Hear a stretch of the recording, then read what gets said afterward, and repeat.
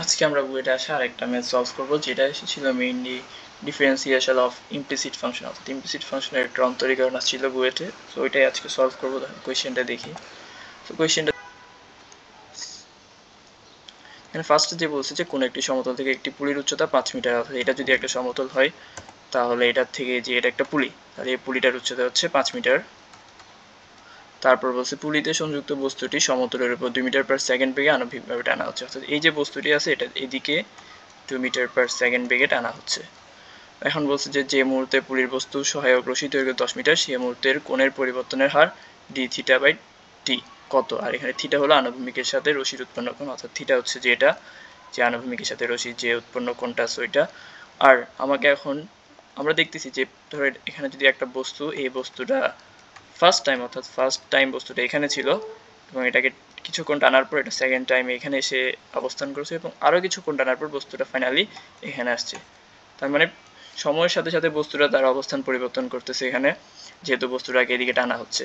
তাহলে ফার্স্টে যদি এটা থিটা 1 হয়, এটা যদি থিটা 2 হয়, এটা যদি থিটা 3 ধরি, তাহলে আমরা দেখতে পারবো যে প্রত্যেকবার কিন্তু কোণের একটা পরিবর্তন হচ্ছে। সেজন্য আমাকে বের করতে বলছে d theta by dt equal to কত, মানে যে এটা যে থিটার পরিবর্তনের হারটা কত এটাই বের করতে হবে। তো আরেকটা কন্ডিশন এখানে দেওয়া আছে, সেটা হচ্ছে যখন ডি থিটা বাই ডিটি বের করবো তখন অবশ্যই পুলি থেকে বস্তুর দৈর্ঘ্য বা দূরত্ব 10 মিটার হতে হবে। তো ওকে,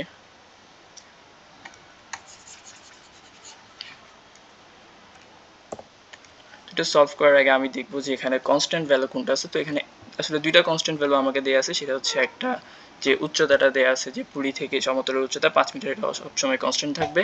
এবং আরেকটা কনস্ট্যান্ট ভ্যালু দেওয়া আছে, সেটা হচ্ছে v is equal to 2 metre per second. এটাকে আমি চাইলে এই সময়ের সাথে দূরত্বের পরিবর্তনের হারও নির্দেশ করতে পারি। তো এখন আমি আরেকটা চলক ধরে নিলাম, সাপোজ এটাকে আমি যদি এক্স ধরি, তাহলে এটা হবে ডিএক্স বাই ডিটি, অর্থাৎ প্রত্যেক সময়ের সাথে সাথে এক্স এর যে পরিবর্তনটা করছে বস্তুটাকে এদিকে নিয়ে যাওয়ার কারণে, সেটা হচ্ছে 2 মিটার পার সেকেন্ড, মানে প্রত্যেক সেকেন্ডে বস্তুটা এদিকে 2 মিটার করে সরে যাচ্ছে। তো এতটুকু লিখলাম। এখন আমি যেটা করতে হবে ত্রিভুজটা নিয়ে কাজ করতে হবে। এখানে একটা কনস্ট্যান্ট ভ্যালু আছে, যেহেতু কনস্ট্যান্ট ভ্যালু আমার লম্ব আর হচ্ছে যে ভূমি এক্স, তাহলে আমাকে হয়তো এখানে, আর এটা যদি থিটা, তাহলে আমাকে হয়তো এখানে ট্যান থিটা বা কট থিটা দিয়ে কাজ করতে হবে। তো যেহেতু ডেরিভেটিভ করতে হবে সেহেতু আমি কট থিটা দিয়ে করবো, কারণ কট থিটা দিয়ে করলে এক্স উপরে থাকবে ভগ্নাংশে, লাইক এরকম যদি ট্যান থিটা ধরি তাহলে হবে 5/x, আর যদি কট থিটা ধরি তাহলে হবে x/5। তো আমি এই জন্য কট থিটা দিয়ে করলে বেটার হবে, কারণ এটাকে ডেরিভেটিভ করবো। তো এখন এটা কট থিটা দিয়ে করি।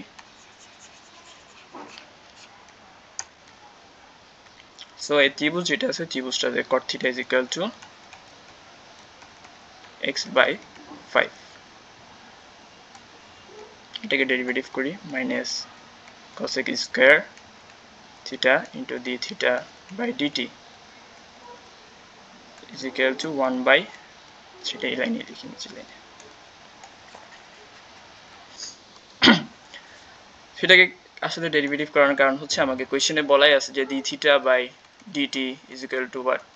তার এখানে থিটা যেটা আছে ওই থিটাটা হচ্ছে সময়ের একটা ফাংশন।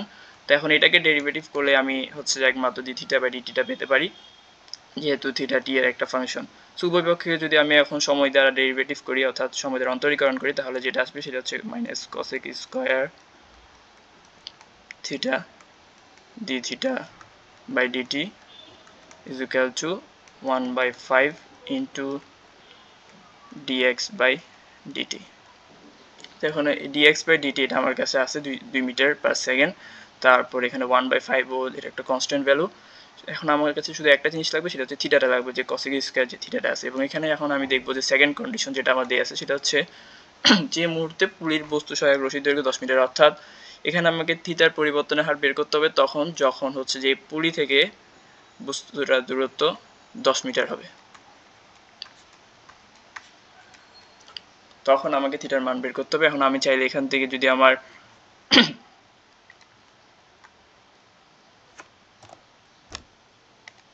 এখন যদি এটা 10 মিটার হয়, তাহলে আমি এখন চাইলে এখান থেকে ইজিলি থিটার মানটা বের করতে পারবো। তাহলে থিটার মানটা হবে এখানের মধ্যে ধরো sin theta is equal two এই ত্রিভুজের এটা হচ্ছে অতিভুজ আর এটা হচ্ছে লম্ব, তাহলে এখান থেকে এখন আমি থিটার মানটা ভ্যালুটা বের করে ফেলি যখন এটা 10 মিটার, যখন দূরত্বটা এখান থেকে এখানে 10 মিটার হবে, তাহলে sin theta is equal two লম্ব বাই অতিভুজ মানে 5/10 ইজ ইকুয়াল টু 1/2। তার মানে এখন আমার থিটাটার ভ্যালু কত হবে? থিটাটার ভ্যালু হবে obviously theta is equal two হবে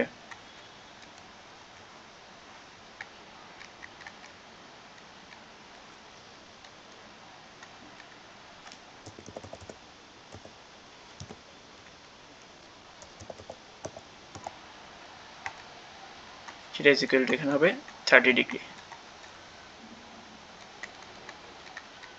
নেক্সট পেজে যাই। এখন আমরা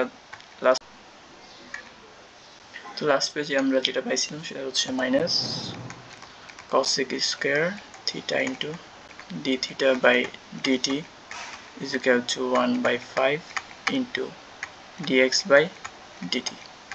সো এখানে যদি আমি dx বাই ডিটির ভ্যালুটা এখানে বসাই তাহলে আবার এটা হবে 1/5 ইন্টু 2। তারপর আমি নেক্সট আমার থিটার ভ্যালুটা আমি পেয়ে গেছি, সেটা হচ্ছে থিটার সমান হচ্ছে 30 ডিগ্রি, তাহলে cosec theta is equal to 2, তাহলে যেটা হবে -2 whole square is equal to d theta by dt is equal to 2/5। এখান থেকে আমরা চাইলে যে d থিটা বাই dt যেটা আসবে এদিকে যেটা নেগেটিভ ছিল সেটা এই পাশে চলে আসবে, সেটা এই পাশে চলে আসলে হবে d theta by d is equal to -2/5 into 1/4। এখানে এটা কাটাকাটি চলে, এখানে 2 থাকবে, সুতরাং minus d theta by dt is equal to -1/10। So এটাই হচ্ছে আসলে অ্যান্সার, সেটা হচ্ছে -1/10 মানে d theta by dt is equal to -1/10। সেখানে মাইনাস আসার কারণ যেটা হচ্ছে সেটা ফার্স্টেই বলেছিলাম যে আমরা দেখতে পাচ্ছি যদি বস্তুটা ফার্স্টে এখানে থাকে থিটা 1 হয় এবং এটা যদি থিটা 2 হয়, বস্তুটা ফার্স্টে এখানে ছিল এবং বস্তুটাকে টেনে আবার এখানে নিয়ে আসা হয়েছে। তার এবং থিটা 1 আর থিটা 2 এর মধ্যে আমরা দেখতে পাচ্ছি যে বস্তুটা যতই এদিকে টানা হচ্ছে ততই বস্তুটার যে থিটা আছে থিটাটা ততই হ্রাস পাচ্ছে, আর সেজন্য এখানে মূলত নেগেটিভ সাইনটা এসেছে। তো এতটুকু লিখলে আশা করি অ্যান্সার পাওয়া যাবে। আর কেউ যদি নেগেটিভ সাইন না লিখে জাস্ট 1/10 লিখে এবং নিচে হ্রাস পায় এটা যদি মেনশন করে তাহলে হয়তো তাকে নাম্বার দিতে পারে। তো আজকে এতটুকুই, থ্যাংক ইউ।